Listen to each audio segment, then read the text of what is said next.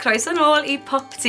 Nawr, mae llwyth o lyfrau mas na, ond heddi, o'n i'n meddwl bydden ni yn gallu rhannu a argymell rhai o lyfrau diweddaraf Cymru gyda chi, a trial bod yn rhyw fath o book influencer, os bod hwnna un oed yn bodoli. Nawr, cyn I fi rannu fy argymhellion gyda chi, chi'n gwybod beth I wneud erbyn hyn, beth am I chi gyd I danysgrifio I PopT, I hoffi'r fideo yma ac I wasgu'r glwch bach y notification. Reit, mlaen I wneud yr fideo.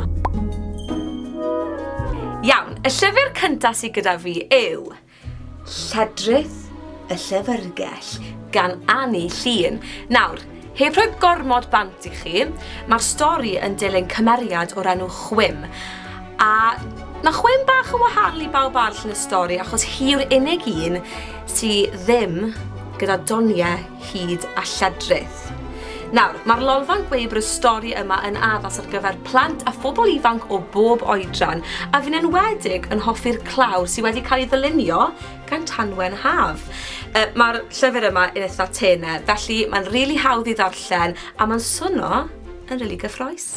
Reit, yr ail lyfr sydd gyda fi yw O'r Tywyllwch gan Mairwyn Hughes. Felly yn fras, mae'r byd wedi ei lygru gan bobl ac mae pawb wedi goffod gorfodi I fynd I fyw o dan y ddeiar am byth.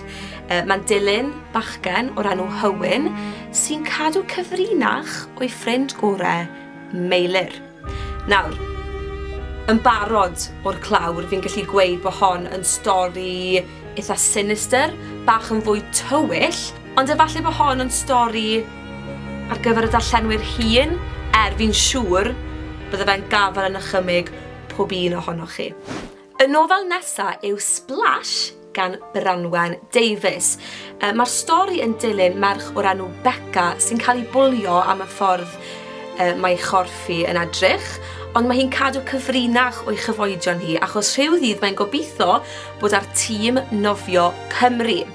Mae'n gweud fan hyn mae nofel ifanc I ferched rhwng 10 ac 13 yw hi, ond fi yn meddwl gall pawb ddysgu rhywbeth mas o'r nofel yma achos mae fydd yn drin gyda bwlio a y cysyniad o beth yw cael corff perffaith. So rhywbeth fel hyn dy fi pan o'n ni rhwng 10 ac 13, bydden ni wedi rili gwerthfawrogi rhywbeth fel hyn achos fi'n credu bod y pynciau maen nhw'n trafod yn y nofel hon yn rili pwysig. Iawn, mae dy fi nofel bach yn wahanol I chi I gymharu da'r rhai eraill fi newydd ddangos I chi.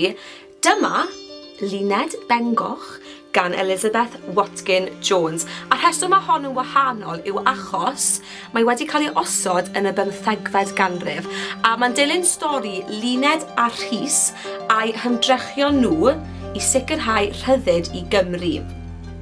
Nawr mae Rhys a Luned am ymuno ar ymgyrch, ond daw'r ddau ifanc wyneb yn wyneb a pheryglon.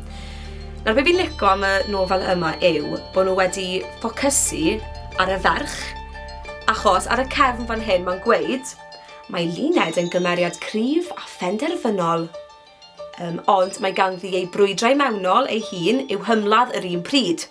Clasur o nofel I bobl ifanc ac I oedolion fel ei gilydd. A yn y nofel yma hefyd, gewch chi bach o hanes. Nofel arall am hyd a lledrith sydd gyda fi nesaf, sef Cadi Goch gan Simon Rodway. Dewis da iawn o enw gyda llaw Simon. Nawr, os ych chi'n licio hyd a lledrith, dyma'r nofel I chi.